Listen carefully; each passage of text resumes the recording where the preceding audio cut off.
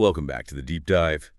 Today we are opening up, well, a massive stack of sources on one of the most consequential figures in modern history, Queen Victoria.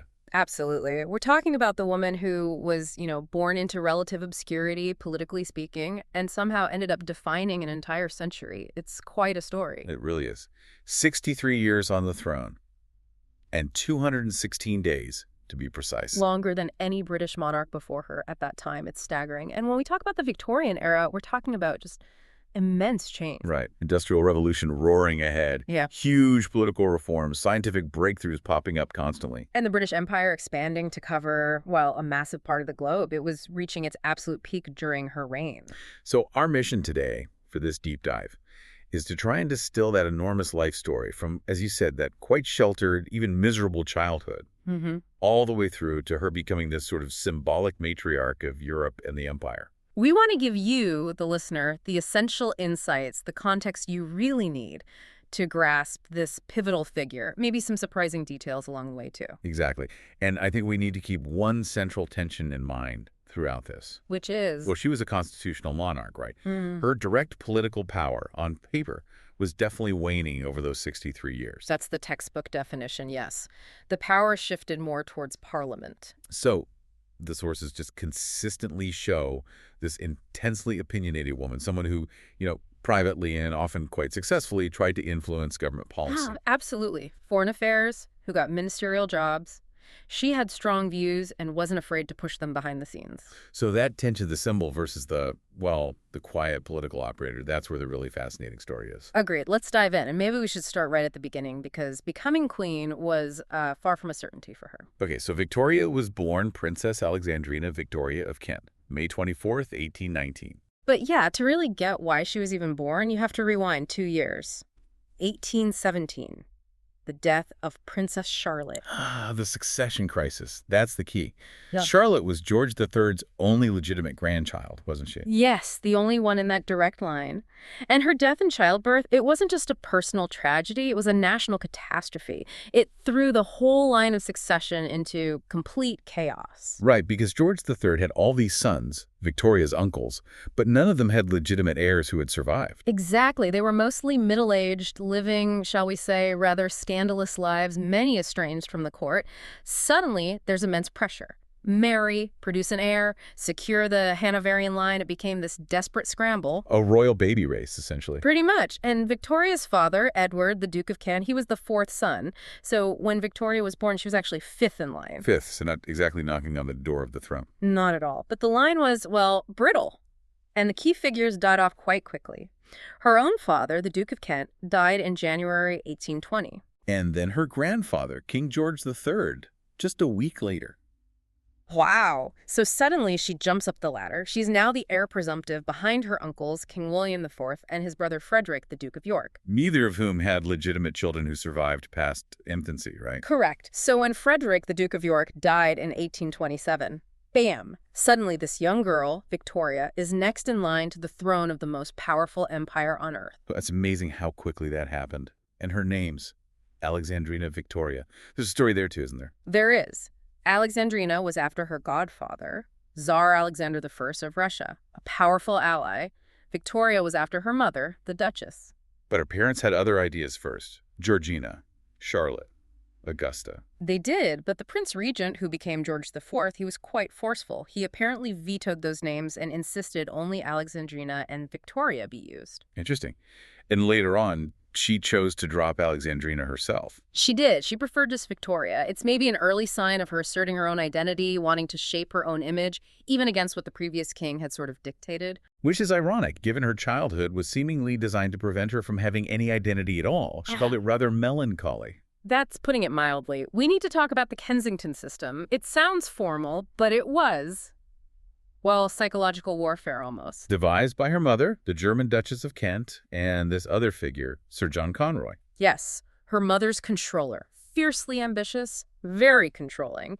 Their aim was purely political. They wanted power. How so? By making Victoria completely dependent on them, emotionally, physically, every aspect of her life. The goal was, if she became queen while still a minor, which looked likely for a while, then a regency would be needed. And who would lead that regency? The Duchess of Kent? with Conroy as her right-hand man pulling the strings. That was the plan. So what did this system actually look like day to day? What were the rules? Utter isolation. She was kept away from other children, even her own cousins most of the time. She wasn't allowed to meet anyone her mother or Conroy deemed undesirable. Which included most of her father's family, the British royals. Pretty much. Anyone who might offer her a different perspective, a different loyalty, it was about cutting her off. And the bedroom arrangement. That's quite something. Isn't it? Sharing a bedroom with her mother every single night. Until the very morning she became queen. No privacy, constant supervision. That kind of intense and forced closeness. It must have been suffocating. It was designed for surveillance control. But here's the crucial part. It didn't foster dependence. It bred resentment. Deep resentment. And we see signs of her pushing back, even as a child. We do. She apparently hated these public tours, the royal progresses that Conroy and her mother arranged. They were meant to boost the Duchess's image, drum up support for their potential regency. Victoria found them exhausting and, manipulative. And politically. Did she resist Conroy directly? Yes, especially as she got older. What? As a teenager, she flatly refused all their attempts to make Conroy her official private secretary. She saw through him. She was fighting this internal battle long before she had any real power. And winning it, essentially. She kept him out of that formal role. She did, which really set the stage for her future independence. Meanwhile, of course, the question of who she would marry was bubbling up. The matchmaking game. Her uncle Leopold, King of the Belgians, had a candidate. Yes, his nephew, Prince Albert of Saxe-Coburg and Gotha. He was Leopold's favored choice. But King William IV, who apparently couldn't stand the Duchess and Conroy. Hated them. Yes, he had his own preferred candidate, Prince Alexander of the Netherlands. You see the political chess game playing out through potential husbands. And Victoria's reaction when she met them. Her diary is quite telling. Oh, it's wonderfully blunt. She met Albert and was just smitten. She writes about how handsome he is, his blue eyes, his delightful expression. She's clearly very taken with him. And the other guy, Prince Alexander. Dismissed. Very plain, she writes. End of story for him, really. Huh. So her personal preference was clear early on. And her timing, turning 18 just before King William I died. Yeah. That was incredibly lucky for her, wasn't it? Crucial. Absolutely crucial. She turned 18 in May 1837. William V died just a few weeks later, in June. If he died just a bit earlier, she would have been a minor. And the Kensington System would have clicked into place? Yeah. The Duchess and Conroy would have got their regency? Exactly. She avoided that whole nightmare by a matter of weeks, by a hair's breadth, really. And the moment she actually became queen, her diary captures it so vividly. It does. June 20th, 1837, woken up at 6 in the morning by her mother. Then, the Archbishop of Canterbury and the Lord Chamberlain, Lord Cunningham, arrive. And she meets them. Alone. And that's the key word emphasized in the sources. Alone. Yeah. In her sitting room, still in her dressing gown. After years of never being allowed to be alone, never meeting officials without her mother or Conroy hovering. She receives the highest figures of the church and state by herself. It's a profound moment.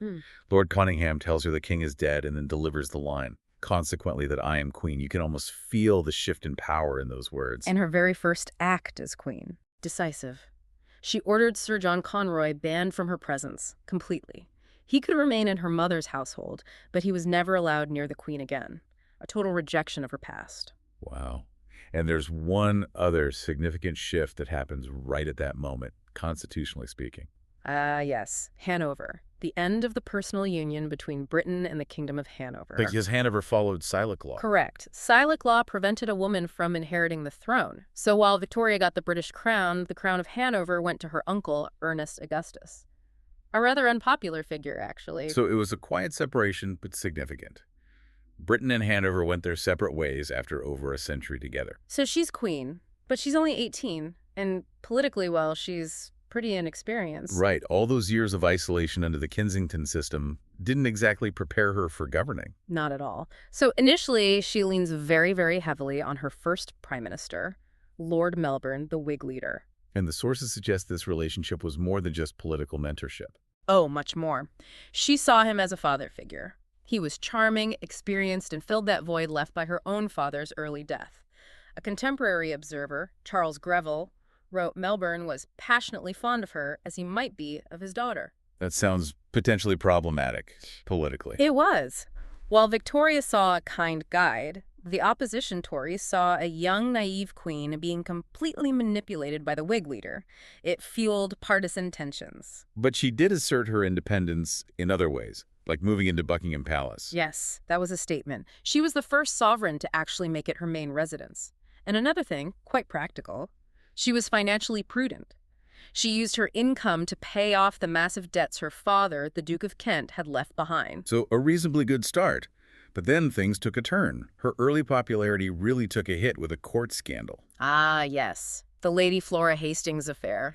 This is where the personal and political just collided disastrously. Lady Flora was one of her mother's ladies-in-waiting, right? Yeah. And there were rumors. Rumors that she was pregnant, unmarried, of course. Her abdomen was visibly swollen.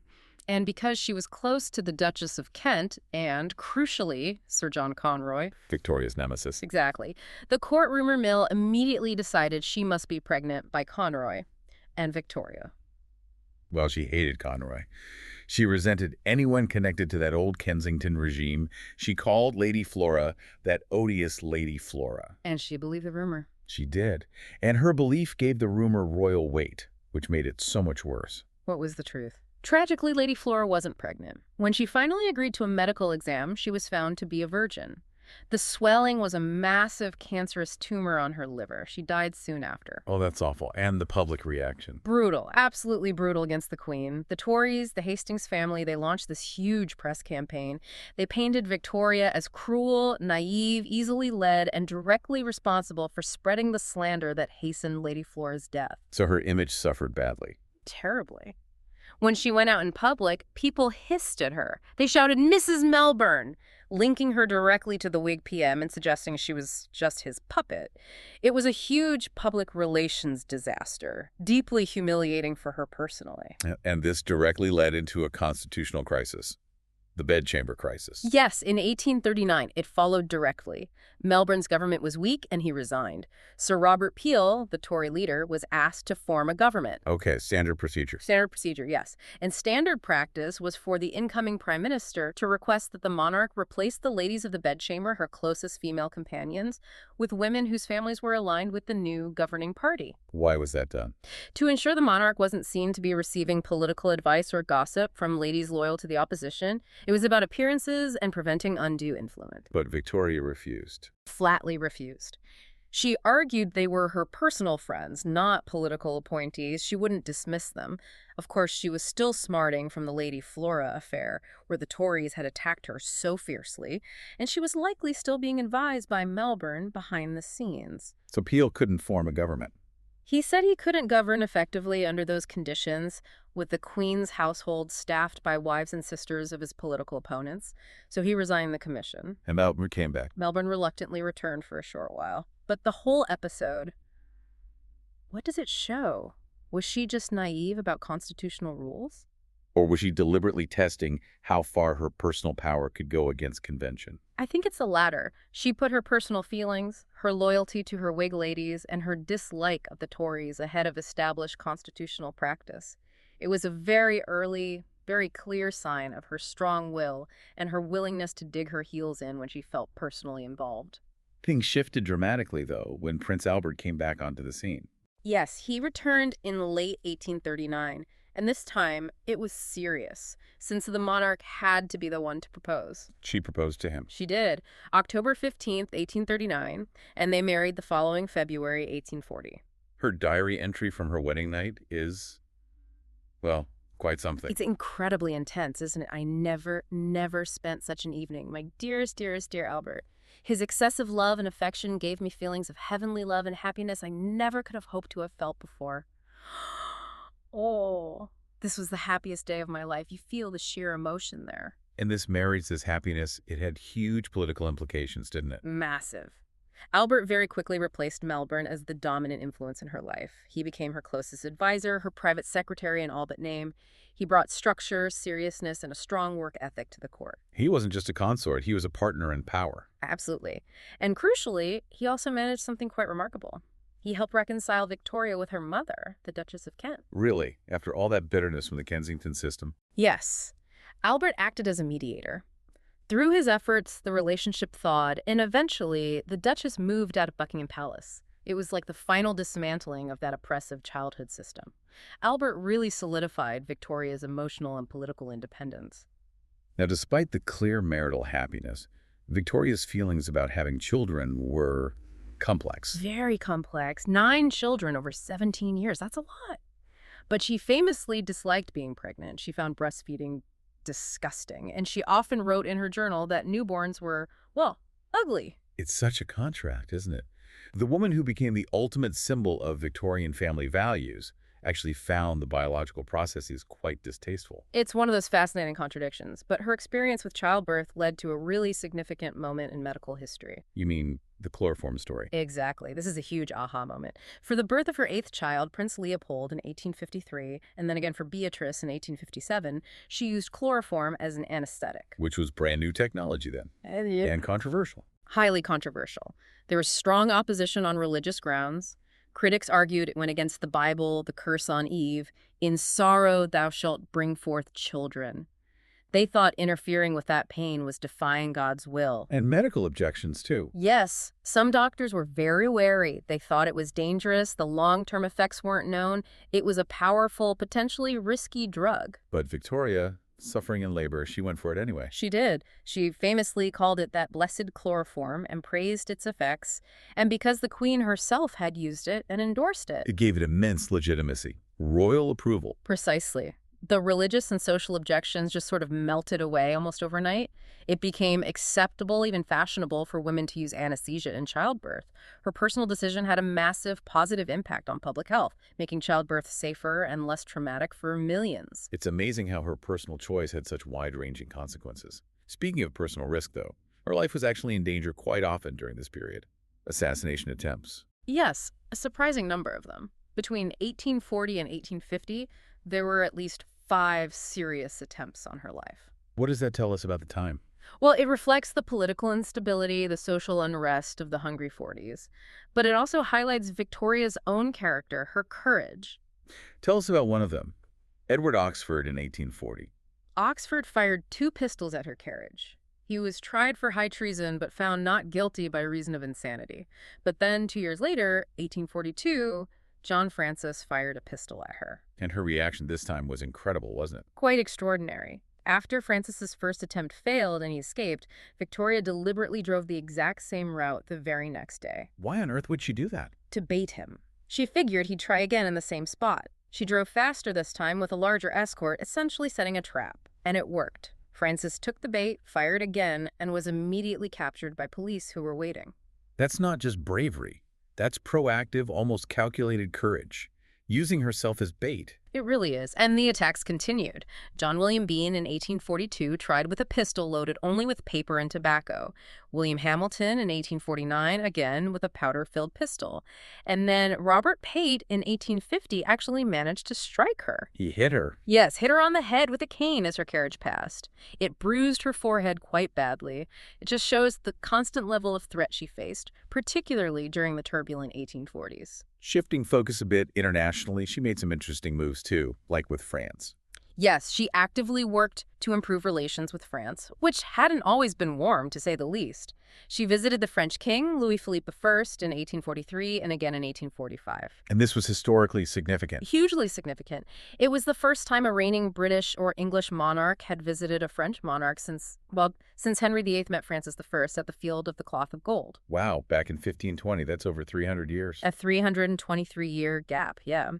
So these visits were major diplomatic events, signaling a new era of cooperation, largely driven by Victoria and Albert's personal diplomacy. Domestically, though, this period was overshadowed by immense tragedy, particularly in Ireland. The Great Famine. Yes, the potato famine, from roughly 1845 to 1849, a devastating period.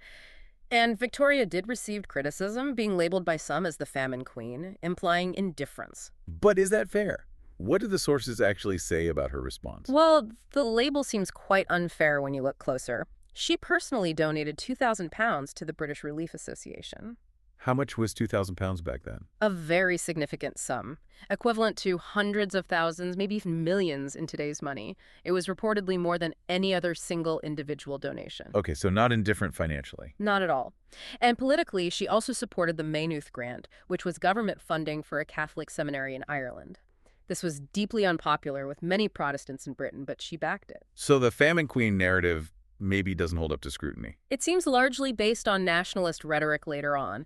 Her actions at the time show personal generosity and a willingness to support potentially unpopular relief measures. And one final point in this busy period, her relationship with her ministers. We mentioned Melbourne, but later on, she clashed quite spectacularly with Lord Palmerston. Palmerston, yes. He was foreign secretary for much of this time and later prime minister. He drove Victoria and Albert absolutely mad. Why? What was the issue? He was fiercely independent, often acted without consulting the cabinet, let alone the Queen. He'd make major foreign policy pronouncements or decisions unilaterally. Victoria found him arrogant, disrespectful, and dangerous. She felt he wasn't following the proper procedures. Exactly. She believed the monarch had the right to be consulted to know what the government was doing in her name. Palmerston often bypassed her completely. So she pushed back. Vigorously. She wrote repeated, stern letters to the Prime Minister at the time, Lord John Russell, complaining about Palmerston's conduct and demanding he follow protocol. Did it work? Eventually, yes. Her persistent pressure contributed significantly to Palmerston being sacked as Foreign Secretary in 1851.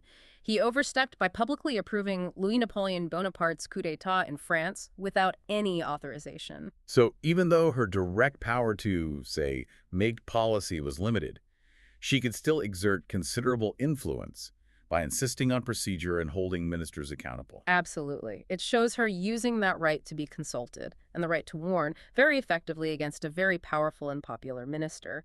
It was a significant assertion of monarchical prerogative in the mid-19th century.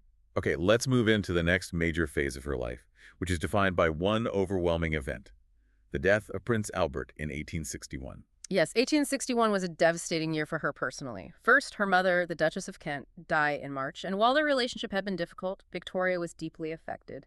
She found her mother's private papers. And Realized the depth of her mother's love for her, despite everything with Conroy and the Kensington System. It apparently brought on immense regret about their years of estrangement. And then, just months later, in December, Albert died. Suddenly, of typhoid fever. He was only 42. And Victoria was utterly, completely shattered. Her grief was profound, overwhelming. And she blamed his death partly on their eldest son, the Prince of Wales. She did, rather unfairly. Bertie, the future Edward VII, had been involved in a bit of a scandal with an actress while stationed with the army in Ireland. Albert had traveled to Cambridge to confront him about it shortly before falling ill. Victoria convinced herself that the worry and stress of that dreadful business, as she called it, had weakened Albert and led to his death. Wow, that's a heavy burden to place on her son. It poisoned their relationship for years. But the main consequence of Albert's death was this dramatic shift in Victoria's own life and public image. The great seclusion. Exactly. She retreated from public life almost entirely. She started wearing black mourning clothes. Which she famously never stopped wearing for the next 40 years. 40 years. And she avoided public appearances, rarely came to London. She spent most of her time shuttling between Windsor Castle, Osborne House on the Isle of Wight, and Balmoral Castle in Scotland. Earning that nickname, the Widow of Windsor. And this withdrawal, which went on for decades, wasn't just a personal choice. It had serious political consequences. Oh, so? Well, the public started to get restless. The monarch wasn't visible. The ceremonial heart of the state seemed to have stopped beating. This led to a noticeable, if temporary, rise in Republican sentiment in Britain. People started questioning the value of a monarchy whose monarch refused to perform her public duties. Is that when that famous sign appeared on Buckingham Palace? That's the story, yes. Around 1864, supposedly, someone stuck a notice on the railings. These commanding premises to be let or sold in consequence of the late occupants' declining business. Ouch. That's pretty blunt. It captures the mood perfectly. There was a real feeling that the monarchy itself was becoming redundant because the Queen simply wouldn't engage. She continued her paperwork, yes, reading dispatches, signing documents. But the pageantry, the ceremonies, the public face of the monarchy, she refused. For years, it's an incredible example of her personal grief taking precedence over her public role. But within this secluded world, she started leaning very heavily on certain members of her household staff. Which brings us to John Brown. John Brown. The Scottish gillie or manservant at Balmoral. Starting in the mid-1860s, he became her closest companion, her confidant. And this relationship caused quite a stir, didn't it? A huge scandal. Brown was, well, he wasn't like the courtiers. He was direct, perhaps even gruff. He spoke plainly to the queen, treated her with an informality that absolutely horrified the rigidly hierarchical royal household. And the rumor mill went into overdrive. Oh, completely. Whispers about a secret romance, even a secret marriage. The satirical press had a field day, nicknaming her Mrs. Brown. How did Victoria react to all this gossip and mockery? She seems to have ignored it, or perhaps even defied it. She valued his loyalty and companionship immensely. She even published a book, Leaves from the Journal of Our Life in the Highlands. Which was very popular, right? Hugely popular. And in it, she praised Brown lavishly, spoke of his devotion, detailed their excursions together. She wasn't hiding the closeness of their bond at all. So when he died in 1883, she must have been devastated again. She was, deeply grieved. And then she did something that caused panic among her advisors. She started writing a biography of him. A biography of her servant. A eulogistic biography, praising him to the heavens. Her private secretary, Sir Henry Ponsonby, and the Dean of Windsor got wind of this and were absolutely terrified. Why? What were they afraid of? The scandal. Publishing such a personal, adoring account of her relationship with a Highland servant would just confirm everyone's worst suspicions and potentially damage the monarchy's reputation irrevocably. So they intervened. They did. Very delicately but firmly, they managed to persuade her to destroy the manuscript. It's an extraordinary moment, courtiers convincing the queen to burn her own writing to avoid scandal. But she still found a way to honor him publicly. She did. When she published a sequel to her Highland journals, More Leaves, she dedicated it quite pointedly to her devoted personal attendant and faithful friend, John Brown. It shows, again, her fierce loyalty, placing personal connection above courtly propriety. Now, while all this personal drama was unfolding, her official role was also changing.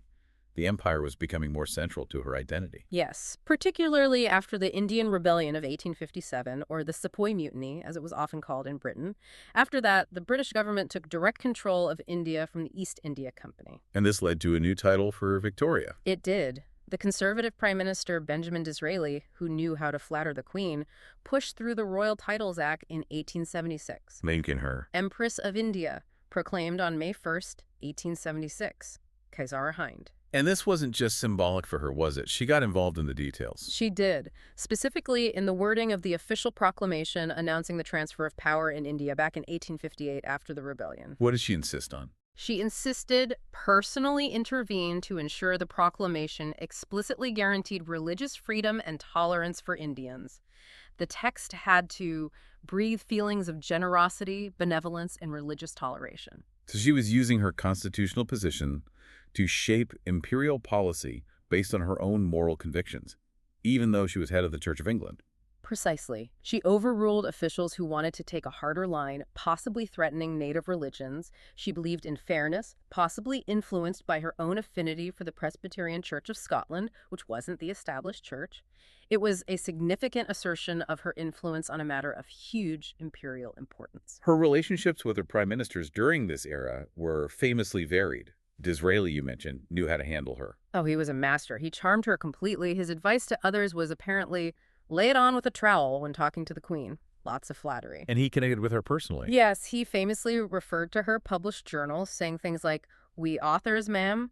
He treated her not just as a monarch, but as an intelligent woman. She adored him. But her relationship with the great liberal leader, William Gladstone, was the polar opposite.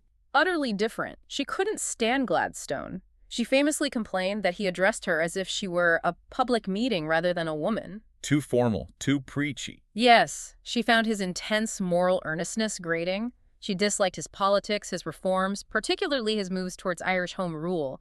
She thought his 1885 government was the worst I have ever had. So her personal feelings definitely colored her political interactions. Immensely. She was delighted when Gladstone's first Irish Home Rule bill was defeated in 1886. While she did, somewhat reluctantly, accept the expansion of voting rights for men, like the 1867 Reform Act. She drew the line elsewhere. Absolutely. She remained resolutely opposed to votes for women throughout her entire reign. A fascinating mix of progressive instincts on some issues, like religious tolerance, and deeply conservative views on others, like female suffrage. As we move into the later years of her reign, something interesting happens. Victoria's public image shifts again. The reclusive widow transforms. Into what? Into this beloved, almost mythical figure. The grandmother of the nation, the embodiment of the empire. Her long seclusion was largely forgotten or forgiven, and public affection surged, especially around her jubilees. Right, the Golden Jubilee first in 1887, marking 50 years. Yes, that was a huge celebration, very much a sort of grand European royal family affair. She hosted a banquet for something like 50 visiting kings and princes. It reestablished her firmly at the center of European royalty. And then 10 years later, the Diamond Jubilee in 1897. 60 years on the throne. This one was different. It was deliberately orchestrated, largely by the colonial secretary Joseph Chamberlain, as a festival of the British Empire. So the focus shifted from European royalty to the global empire. Exactly. They made a point of inviting the prime ministers from all the self-governing parts of the empire: Canada, Australia, New Zealand, the Cape Colony. It was a massive display of imperial power and unity, with Victoria at its symbolic heart. And who was pointedly not invited? Her grandson, Kaiser Wilhelm II of Germany. Why exclude him? He was family. He was considered too, well, volatile, too bombastic. The British government worried he might cause some kind of diplomatic incident or try to upstage the proceedings, so they politely kept him away. It underlined that this jubilee was about Britain and its empire, not the complex web of European dynastic ties. And the public reaction to the Diamond Jubilee. Overwhelming affection. The procession through London was 6 miles long. Victoria herself was 78 by then, quite frail. She couldn't even manage the steps of St. Paul's Cathedral for the service, so they held it outdoors so she could remain in her carriage. But the crowds were enormous, celebrating this enduring symbol of stability. Yet, even as this revered imperial matriarch, she was capable of causing fresh scandal within the palace walls. Enter Abdul Karim. The Munshi, yes. Another relationship that echoed the John Brown affair and horrified the household. He started as a servant. He was hired initially as a waiter during the Golden Jubilee celebrations, one of 2 Indian servants brought over, but Victoria quickly took a liking to him. She promoted him, made him her Munshi, or teacher. Teaching her Urdu. Yes, Hindustani, basically. He became a constant presence, traveling with her, advising her on Indian affairs. He was given houses, titles, privileges. And the royal family and the court staff reacted how? They were appalled. Just as they had been with John Brown, they saw this rapid elevation of an Indian servant as completely inappropriate. There were accusations that he was spying, that he was biased against Hindus, that he was exploiting the queen. A lot of it clearly stemmed from racial prejudice. And Victoria's response to their complaints. She fiercely defended him. She dismissed their objections flatly as racial prejudice. She valued his service, his perspective, and his loyalty. She kept him close until the very end of her life, ensuring he received a pension and land back in India. It's that same pattern again, isn't it? Intense personal loyalty trumping court convention and family disapproval. Absolutely. A consistent thread throughout her long life. Now, alongside being the symbol of empire, she also had that other famous title. The grandmother of Europe. Precisely. Through her 9 children and their marriages, her descendants were spread across almost all the royal houses of Europe. Germany, Russia, Greece, Spain, Sweden, Norway. Her grandson was Kaiser Wilhelm II. Her granddaughter Alexandra was the Tsarina of Russia, married to Nicholas II. It really was one vast, interconnected royal family web. It was. But this web carried a tragic genetic secret within it. Hemophilia. The royal disease. Yes, hemophilia B specifically, a blood clotting disorder. Her youngest son, Leopold, Duke of Albany, suffered from it and died relatively young after a fall. And he wasn't the only one. No. At least 2 of her daughters, Alice and Beatrice, were carriers. They passed it on to subsequent generations in the Spanish and Russian royal families, most famously to Tsarevich Alexei, the son of Nicholas and Alexandra. His condition arguably had huge historical consequences in Russia. And the origin of the hemophilia in Victoria herself? There were rumors, weren't there? Because it wasn't in her ancestry. There were speculation, yes. Whispers that perhaps her real father wasn't the Duke of Kent, implying illegitimacy. But science has a different explanation now. Yes, modern genetics points to a much more likely cause: a spontaneous mutation. These mutations happen randomly, but they occur more frequently in the children of older fathers. And her father, the Duke of Kent. He was over 50 when Victoria was conceived. Spontaneous mutations account for roughly 1/3 of all hemophilia cases. So while we can't be 100% certain, the scientific explanation is far more plausible than the old court gossip. So looking at her overall legacy as monarch, she really oversaw the transition to the modern constitutional monarchy, didn't she? She absolutely solidified it. The monarch's role shifted decisively during her reign, from someone who could, potentially, still wield significant direct power, like her Hanoverian predecessors, To someone whose power was primarily symbolic and influential rather than executive. Exactly. It's perfectly captured in that famous description by the constitutional theorist Walter Bagehot, written in 1867. What did Bagehot say the monarch retained? He argued the sovereign kept three key rights: the right to be consulted, the right to encourage, and the right to warn. And we've seen examples of her using all three, haven't we? Definitely. Warning Palmerston. Being consulted on the India Proclamation, encouraging certain ministers like Disraeli, or discouraging others like Gladstone. She operated very effectively within those Bagehotian limits, even while pushing their boundaries sometimes. And she also redefined the image of the monarchy itself. Crucially, yes, she created the model of the family monarchy by presenting this image of stable, respectable bourgeois domesticity, albeit one she sometimes struggled with personally. She offered a stark contrast to the scandals, debts, and general disreputability of her uncles and grandfathers in the House of Hanover. And that resonated with the public. Especially with the rising middle classes. They could identify with, or at least aspire to, this image of a moral, family-focused monarch. It helped secure the monarchy's popularity and relevance in a rapidly changing society. One last aspect we should touch on, Victoria the writer. Oh, yes. Prolific doesn't even begin to cover it. She wrote constantly. Her journals alone run to 122 volumes. Starting when she was just a teenager. From 1832 onwards, and estimates suggest she wrote an average of 2,500 words a day throughout her adult life. Letters, memos, journal entries. It's an astonishing output. Should be a goldmine for historians. But there's a catch. A huge catch. After her death, her youngest daughter, Beatrice, was appointed her literary executor, and Beatrice took it upon herself to transcribe the diaries. But she edited them heavily. Very heavily, censoring anything she felt was inappropriate or too personal. And then, the truly tragic part, she burned almost all the original volumes. No. Why? Presumably to protect her mother's image, or perhaps the image of the family. It's an incalculable loss of primary source material. Generations of historians have lamented it. Is anything left of the originals? Thankfully, yes. Lord Esher, courtier and historian, had previously made transcripts of the journals covering the period from 1832 up to Albert's death in 1861. So much of the earlier, perhaps more candid material survived through his copies, but the later decades are mostly known only through Beatrice's heavily edited versions. Still, an incredible written legacy. And one final myth to bust about her personality. That famous phrase. We are not amused. Yes, she apparently denied ever saying it.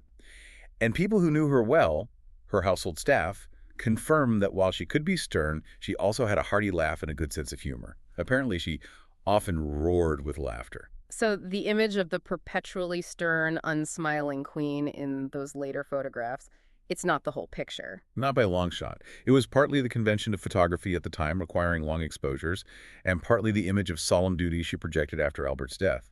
But the private Victoria seems to have been much more expressive. So the end of this incredibly long era was approaching. Her final years were marked by declining health. Yes, severe rheumatism made it very difficult for her to walk. She relied heavily on a wheelchair in her last couple of years, and cataracts significantly impaired her eyesight. And more personal loss, too, right near the end. Yes, her second son, Alfred, Duke of Saxe-Coburg and Gotha, died in July 1900. Loss seemed to punctuate her entire life right up to the finish. When did she finally pass away? January 22nd, 1901. She was 81 years old. She died at Osborne House, her beloved home on the Isle of Wight. Surrounded by family. Yes. Her eldest son and heir, Albert Edward, the future Edward VII, was there. And perhaps significantly, so was her eldest grandson, Kaiser Wilhelm II of Germany. Despite the political tensions, the family bonds were still strong at the very end. Her death marked the end of an era, quite literally, and the end of a royal house. It did. She was the last monarch of the House of Hanover. Her son, Edward VII, inherited the throne, and because his father was Albert, the royal house name changed to Saxe-Coburg and Gotha. Which itself was later changed during World War I. To Windsor, yes. But her death ended the Hanoverian line that had ruled Britain since 1714. And her funeral. It wasn't entirely traditional, was it? She left specific instructions. Very specific instructions. She insisted on a military funeral, not a purely state one. Why military? She wanted to be buried as a soldier's daughter, honoring her father, the Duke of Kent, and her own position as head of the army. It was a statement about her identity. And the color scheme was unusual, too. Strikingly so. After 4 decades of wearing black mourning for Albert, she requested that her funeral be white. White horses, white decorations, a complete reversal of the image she had cultivated for so long. But perhaps the most fascinating details are the personal items placed in her coffin with her. Yes, these are incredibly revealing. They tell the whole story of her deepest loyalties. What was included? Obviously things related to Albert. Oh, yes. One of Albert's dressing gowns was placed beside her, and a plaster cast of his hand, symbols of that lifelong devotion and public grief. Those were expected. But there were other items, more secret ones. There were items related to John Brown. She had requested and ensured it was carried out that a lock of John Brown's hair and a photograph of him were placed in her coffin. Yes. And even more intimately, his mother's wedding ring, which Brown himself had given to Victoria after his mother died. She instructed that this ring be placed on a finger of her left hand. Wow. And was this done openly?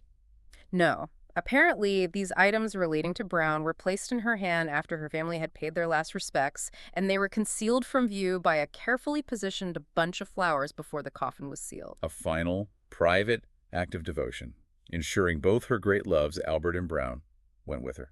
It's an extraordinary image. After decades of defining herself as Albert's widow, she made sure this other profound, controversial relationship was acknowledged in the most private way possible, hidden from the world but known to her. Where was she finally buried? Beside Albert, as she had always planned, in the Royal Mausoleum at Frogmore in Windsor Great Park. The end of a reign that had not just spanned decades, but had fundamentally reshaped Britain, its empire, and the monarchy itself. #outro. So, looking back over this immense life, what are the key takeaways? We've seen her journey from that isolated girl under the Kensington System. Through those early crises, like Lady Flora and the bedchamber affair, which really tested her and the monarchy, to becoming this enduring symbol, successfully managing that huge transition of the crown's role from direct power towards moral and symbolic authority. Absolutely. She navigated that tricky path, accepting the constitutional realities that Bagehot described, but never giving up her right to be consulted, to encourage, and especially to warn. She used her influence subtly, but often very effectively. Whether it was pushing back against Palmerston or insisting on religious tolerance in India, or just making her preferences for certain ministers very clear. Right, and then there's that transformation into the grandmother of Europe, and perhaps more significantly, the matriarch of the empire. It's quite remarkable how she recovered from that long period of seclusion to become so beloved by the end. An empire whose identity in many ways seemed to coalesce around her image in those later years. The Jubilees really cemented that. They did. The monarchy became intertwined with the idea of Britain's global destiny, and she was the living embodiment of it. Okay, so we know her direct political power decreased over the 63 years. That's clear.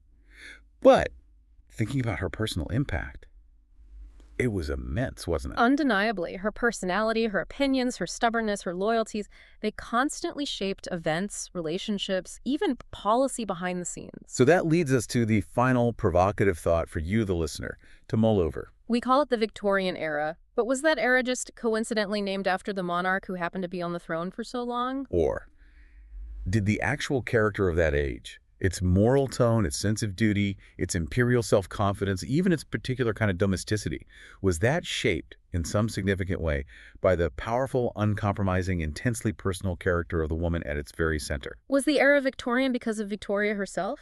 It's a fascinating question about the real influence of personality on history. Something to think about. Join us next time for another deep dive.